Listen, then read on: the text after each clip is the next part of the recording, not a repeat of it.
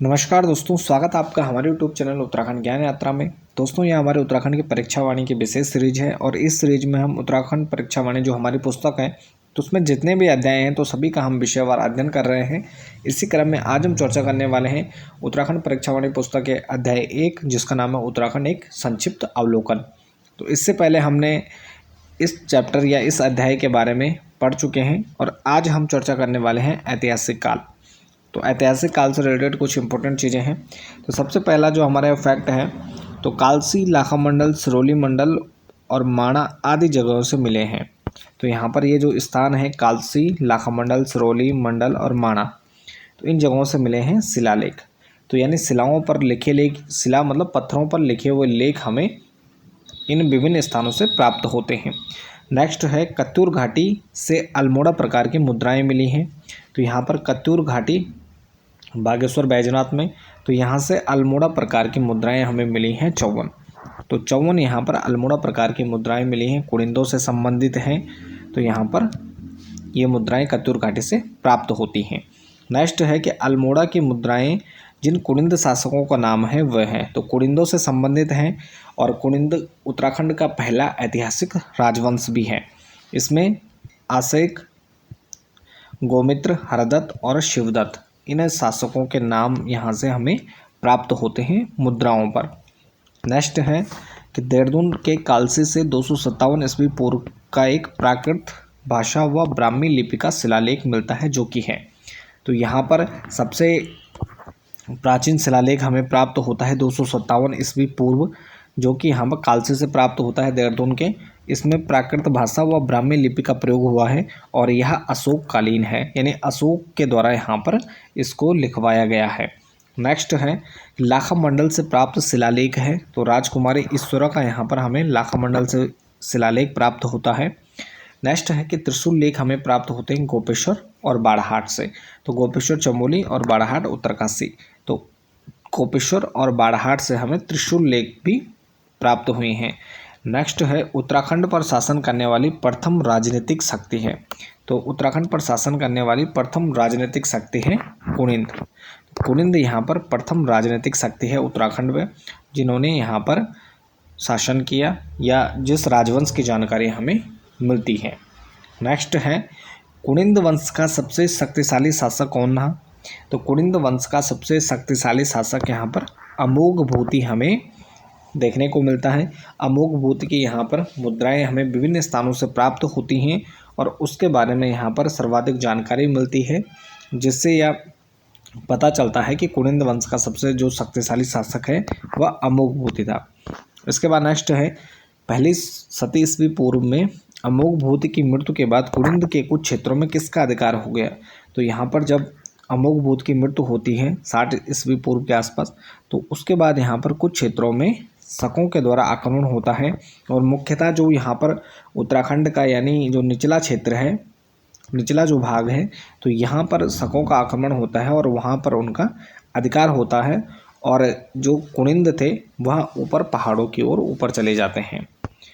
इसके बाद नेक्स्ट होता है कुमाऊं क्षेत्र में शक संवत का प्रचलन और अल्मोड़ा का सूर्य मंदिर इस क्षेत्र में किसके आधिपत्य को प्रमाणित करता है। जब यहाँ पर कुनिंदों के बाद शकों का आक्रमण होता है तो जो कुनिंद शासक या कुनिंद जो लोग थे, वंश था, तो ऊपर पहाड़ों की ओर आगे बढ़ते हैं और निचला जो मैदानी भाग है या ऊपर का जो क्षेत्र है, निचला शिवालिक का जो क्षेत्र है, यहाँ पर शकों का आक्रमण होता है। उनके द्वारा शक संवत का प्रचलन किया जाता है और इसी का प्रमाण हमें अल्मोड़ा का सूर्य मंदिर भी देखने को मिलता है।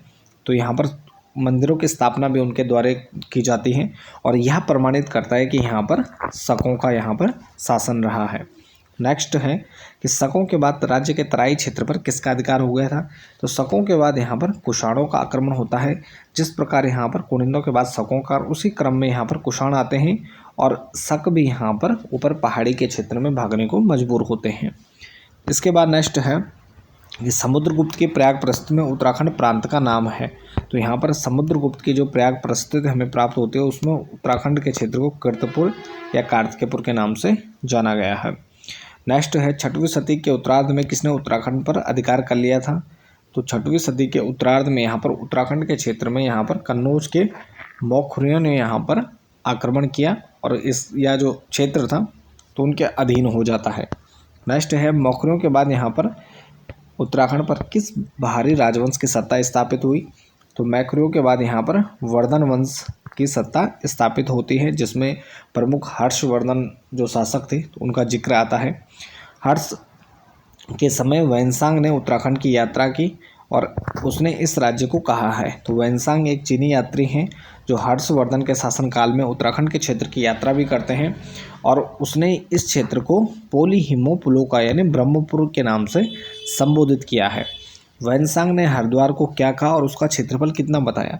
तो वैनसांग जब यहाँ पर यात्रा करने के लिए आते हैं तो हरिद्वार के क्षेत्र में भी आते हैं और हरिद्वार को उनके द्वारा मोयुलू कहा गया है यानी मयूरपुर कहा गया है और उसका जो क्षेत्रफल है वह 20 ली चीनी क्षेत्रफल माप की उनकी इकाई है।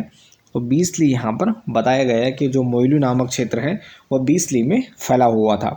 तो यानी हरिद्वार का वैनसांग के अनुसार नाम मोयुलू या मयूरपुर और उसका जो क्षेत्रफल है तो 20 ली बताया गया है।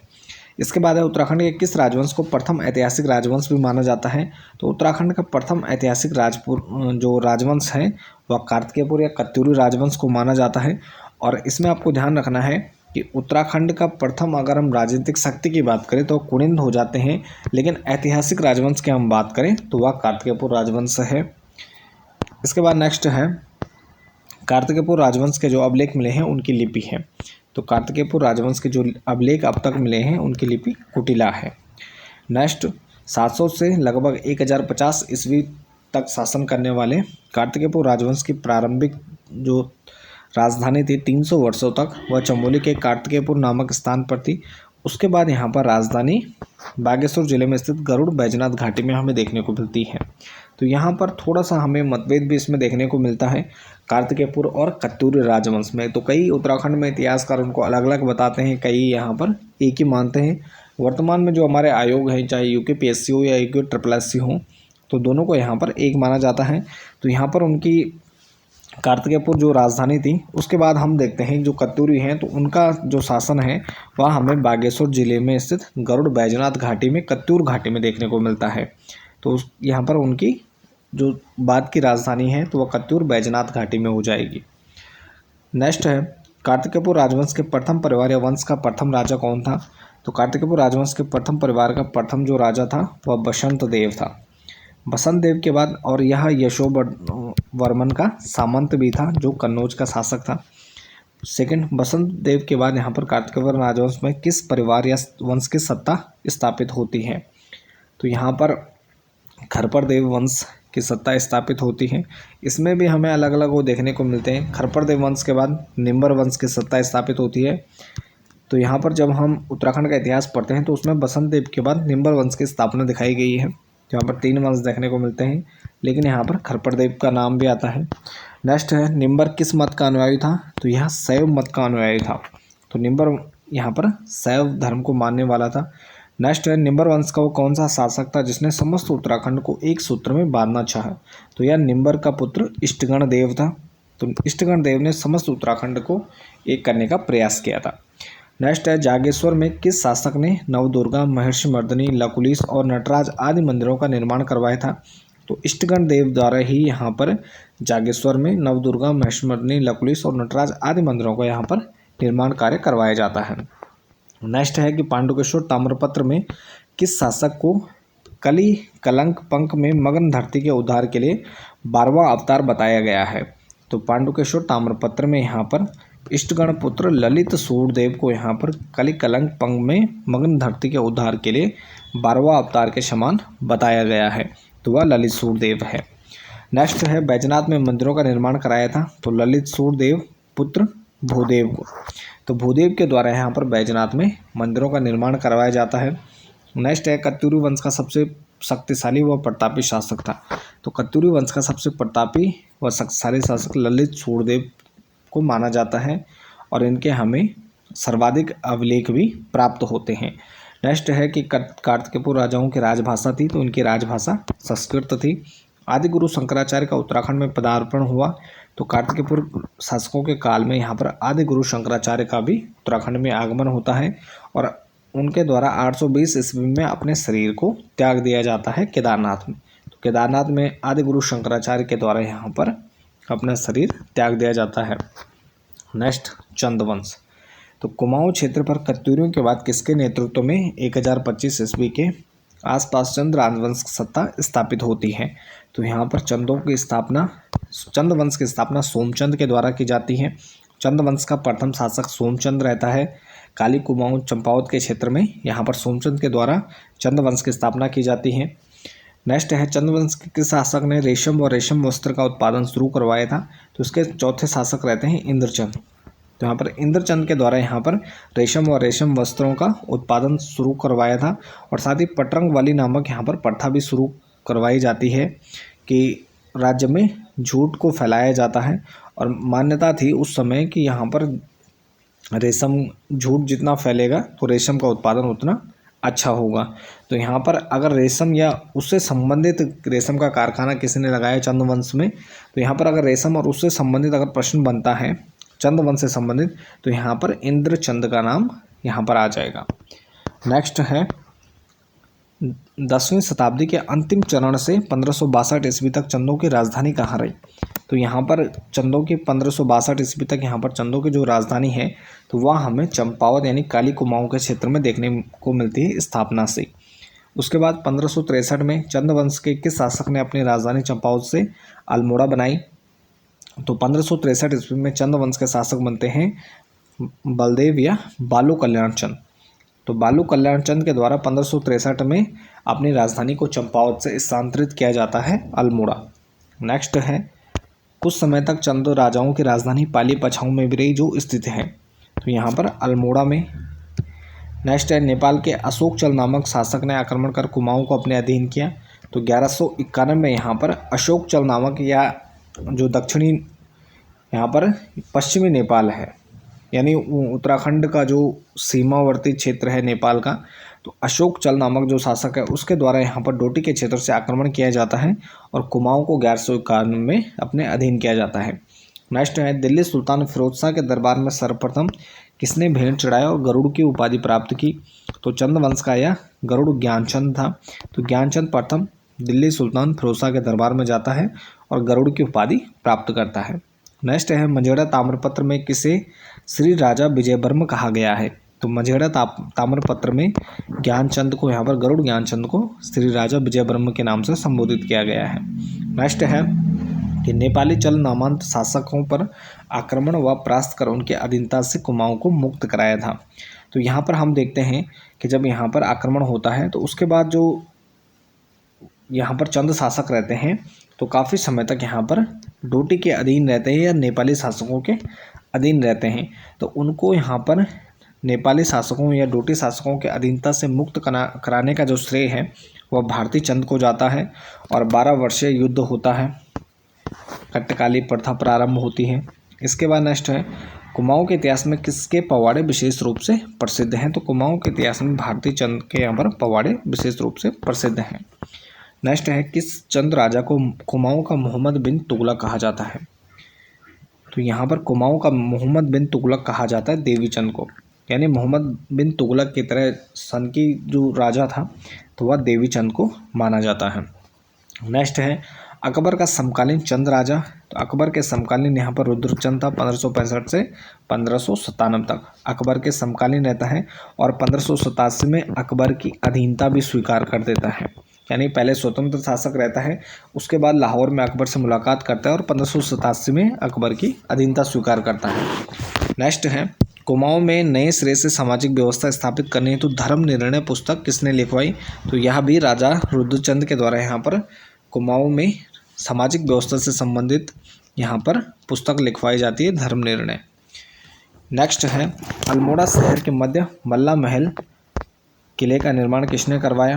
तो यह भी राजा रुद्रचंद के द्वारा करवाया जाता है। रुद्रचंद एक काफ़ी महान शासक रहता है और इसका जो कार्यकाल होता है उसमें हमें काफ़ी घटनाएं देखने को मिलती हैं। नेक्स्ट है, रुद्रपुर नगर की स्थापना भी रुद्रचंद के द्वारा की जाती है।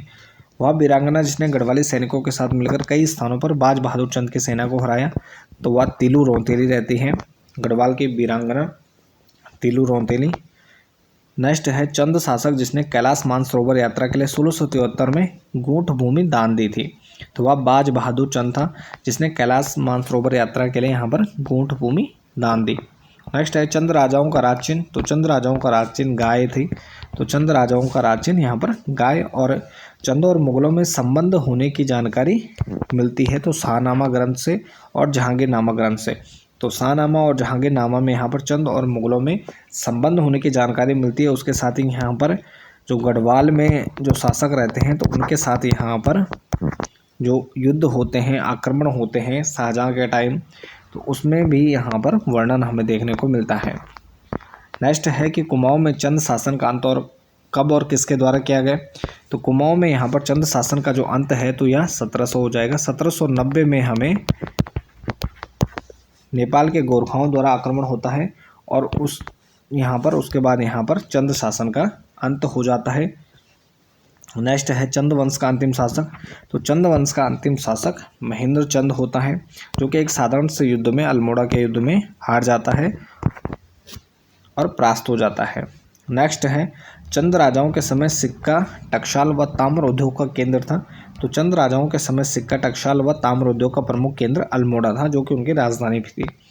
नेक्स्ट कुमाऊं क्षेत्र में ग्राम प्रधान की नियुक्ति और भूमि निर्धारण प्रणाली शुरू की गई। तो यह भी चंद राजाओं के द्वारा कुमाऊं में ग्राम प्रधान की नियुक्ति और भूमि निर्धारण प्रणाली भी हमें यहाँ पर चंद राजाओं के द्वारा देखने को मिलती है। साथ ही पंचायती राज की स्थापना भी यहाँ पर सोमचंद के द्वारा की जाती है, यानी चंद राजाओं के द्वारा की जाती है। नेक्स्ट है चंद काल में भू राजस्व की दर थी तो उपज का 6वां भाग, यानी 1/6 यहाँ पर जो कुल उपज थी तो उसका 6वां भाग यहाँ पर भू राजस्व की दर थी, यानी 6वां भाग यहाँ पर शासन को चला जाता था। नेक्स्ट है चंद काल में राजाओं को पालकी ढोने का कार्य, तो वह कैनी करते थे। तो कैनी यहाँ पर दास होते थे, तो पालकी ढोने का कार्य मुख्यतः इनके द्वारा किया जाता है। नेक्स्ट है अल्मोड़ा के पलटन बाजार स्थित लाल मंडी के लिए फोर्ट मोइरा का यहाँ पर निर्माण करवाया था। तो यह कल्याण चंद के द्वारा, बालो कल्याण चंद के द्वारा यहाँ पर फोर्ट मोइरा नामक किले का निर्माण करवाया जाता है। नेक्स्ट है अल्मोड़ा में यहाँ पर अल्मोड़ा जिले में खगमरा किले का निर्माण, तो यह भीष्म चंद के द्वारा करवाया जाता है। और राजधानी जो स्थानांतरण है तो वह प्रारंभ यहाँ पर भीष्म चंद के द्वारा की जाती है और अंततः यहाँ पर पूरी जो राजधानी है उसको जो ट्रांसफ़र किया जाता है या स्थानांतरित किया जाता है वह बालो कल्याण चंद के द्वारा किया जाता है। तो खगमरा किले का निर्माण यहाँ पर भीष्म चंद के द्वारा करवाया गया। नेक्स्ट है बानासुर किला स्थित चंपावत लोहगढ़ देवीधुरा मार्ग पर यह किला स्थित है। तो ये थे हमारे कुछ महत्वपूर्ण प्रश्न, ऐतिहासिक प्रश्न। तो इसके साथ इस वीडियो को यहीं पर समाप्त करते हैं। बाकी आप बने रहे हमारे चैनल के साथ। मिलते हैं एक नेक्स्ट टॉपिक, एक नेक्स्ट वीडियो के साथ। तब तक के लिए धन्यवाद।